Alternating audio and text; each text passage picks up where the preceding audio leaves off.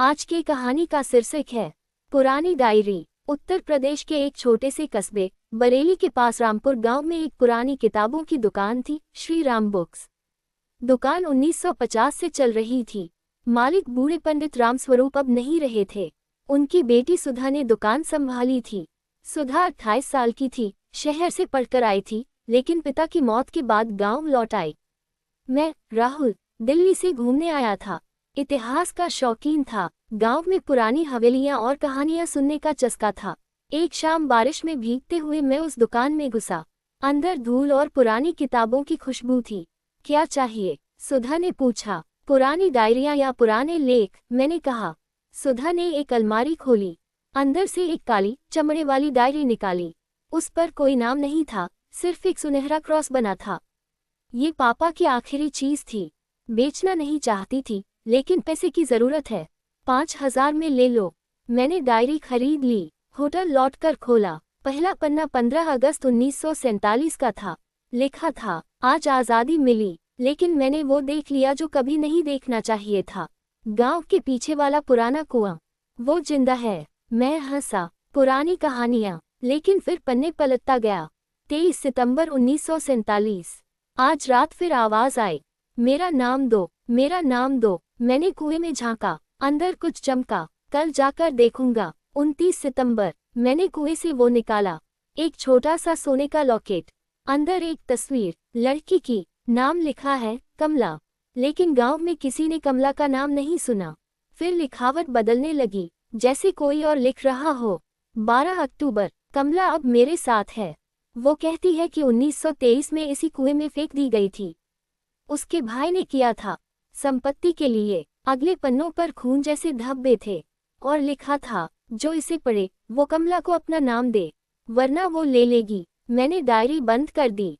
रात को नींद नहीं आई। बाहर बारिश हो रही थी। सुबह उठा तो डायरी के अगले पन्ने पर कुछ नया लिखा था, मेरे अपने हाथ का लिखा। राहुल, अब तेरा नाम मेरा हो गया। मेरा दिल धड़कने लगा। मैंने खुद नहीं लिखा था, फिर भी मेरे हाथ में कलम जैसा कुछ महसूस हो रहा था। दोपहर में मैं सुधा के पास गया। ये डायरी असली है। सुधा का चेहरा सफेद पड़ गया। आपने पढ़ ली? पापा ने कहा था इसे कभी मत खोलना। उन्होंने इसे कुएं से निकाला था।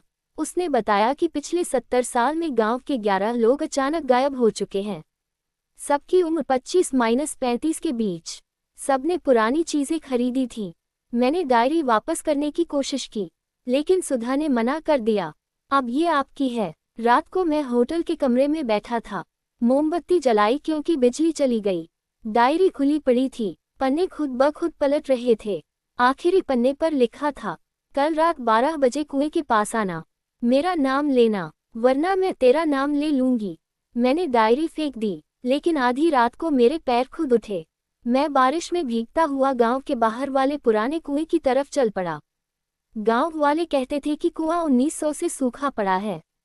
कुएं के पास पहुंचा। हवा में स्त्री की हल्की हल्की महक थी, जैसे चमेली का तेल। मैंने टॉर्च जलाए और झांका। अंदर गहराई में कुछ सफेद चमक रहा था। एक औरत का चेहरा, आंखें खुली, वो मुस्कुरा रही थी। राहुल, आवाज आई, मेरा नाम बोल। मैंने कांपते हुए कहा, कमला।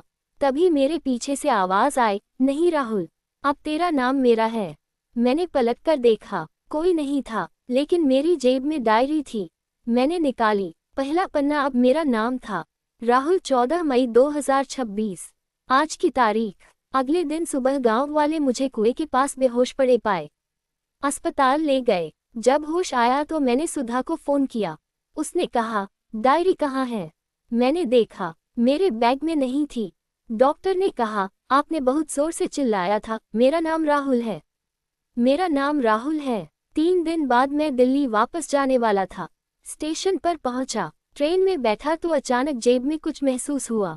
डायरी। आखिरी पन्ना खोला। नया लिखा था, अब मैं दिल्ली जा रही हूँ। नया नाम ढूंढने। मैंने चारों तरफ देखा। बगल वाली सीट पर एक लड़की बैठी थी, सफेद साड़ी, चेहरा छिपा हुआ। उसने धीरे से कहा, तुम्हारा नाम क्या है? मैं चुप रहा। ट्रेन चल पड़ी। दिल्ली पहुंचने के बाद मैंने अपनी पुरानी जिंदगी शुरू करने की कोशिश की। जॉब, दोस्त, परिवार, लेकिन हर रात 12:07 पर मेरी नींद खुल जाती। डायरी बिस्तर के पास होती, कभी कभी पन्ने पलट जाते। एक दिन ऑफिस में मीटिंग के दौरान मेरे फोन पर अननोन नंबर से मैसेज आया।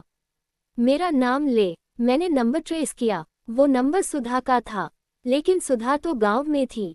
फिर एक शाम मेरी पुरानी दोस्त नेहा आए। हम कॉफी पी रहे थे। उसने पूछा, तुम ठीक तो हो? चेहरा काफी बदल गया है। मैंने आईने में देखा, मेरी आंखों के नीचे काले घेरे और होठों पर हल्की मुस्कान जो मेरी नहीं थी। रात को नेहा चली गई।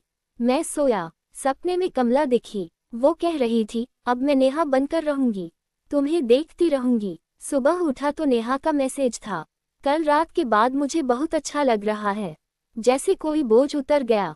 मिलते हैं आज शाम। मैं गया, लेकिन नेहा अलग लग रही थी। उसकी हंसी में वही चमेली की खुशबू।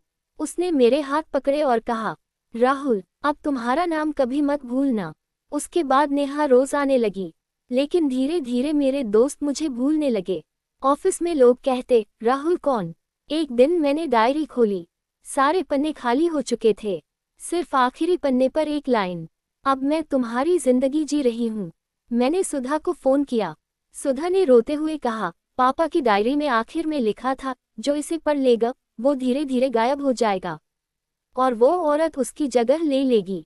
अब मैं दिन भर घर में रहता हूँ, बाहर निकलता हूँ तो लोग मुझे अनजान की तरह देखते हैं। मेरे फोन में मेरी तस्वीरें गायब हो रही हैं। कल रात डायरी फिर खुली, नया पन्ना लिखा था, अगला नाम कुमार, लखनऊ।